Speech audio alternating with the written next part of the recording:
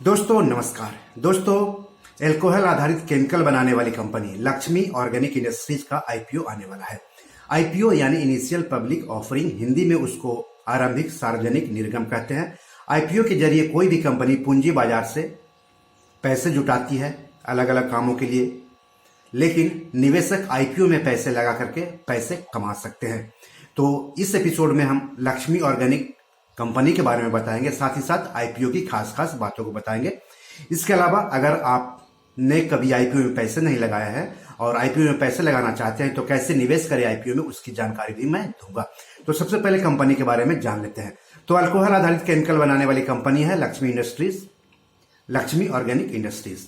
Company IPO के जरिए 600 करोड़ रुपए जुटाएगी।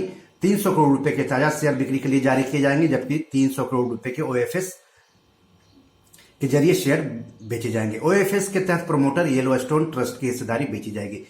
आपको बता दूं कि इससे पहले आए इसी सेगमेंट के 2 आईपीओ रोसारी बायोटेक और केमकॉन स्पेशलिटी केमिकल को निवेशकों ने हाथों हाथ लिया था और शेयर बाजार में शानदार लिस्टिंग हुई थी। 3 दशक पहले 1990 में मुंबई में लक्ष्मी ऑर्गेनिक इंडस्ट्रीज की स्थापना हुई थी। अब हम आईपीओ के बारे में कुछ बात कर लेते हैं। आईपीओ 15 मार्च को खुलेगा और 17 मार्च को बंद होगा। आईपीओ का प्राइस बैंड है 129 रुपए से लेकर के 130 रुपए प्रति शेयर। 115 शेयरों का एक लॉट होगा, मतलब निवेशकों को कम से कम 115 शेयर खरीदने होंगे।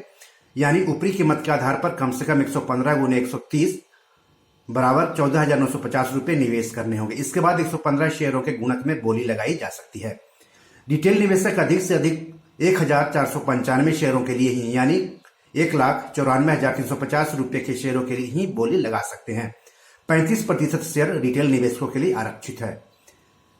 आईपीओ अलॉट की तारीख है 22 मार्च। अलॉट नहीं होने पर पैसे की वापसी होगी 23 मार्च को। निवेशकों के डीमैट अकाउंट में शेयर ट्रांसफर होंगे 24 मार्च को।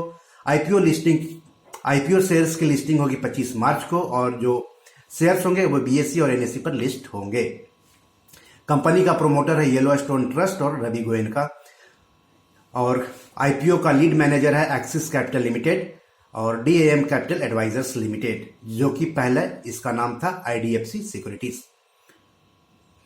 लक्ष्मी ऑर्गेनिक्स द्वारा इस इशू से मिलने वाले फंड का इस्तेमाल कर्ज चुकाने और फ्लो स्पेशलिटी केमिकल प्लांट तैयार करने के लिए किया जाएगा। साल 2012 में इंटरनेशनल फाइनेंस कॉर्पोरेशन ने 82 करोड़ रुपए में इस कंपनी की 10.05% इक्विटी हिस्सेदारी खरीदी थी।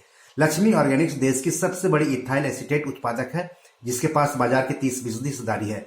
कंपनी डिक्टिन डेरिवेटिव्स बाजार की भी अग्रिम खिलाड़ी है। कंपनी के प्रोडक्ट पोर्टफोलियो में काफी अधिक अच्छी विविधता है।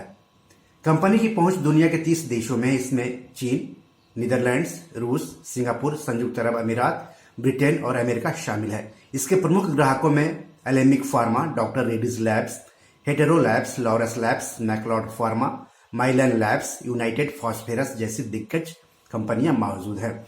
तो इस तरह से आपने आईपीओ के बारे में जाना, आपने लक्ष्मी ऑर्गेनिक कंपनी के बारे में जाना।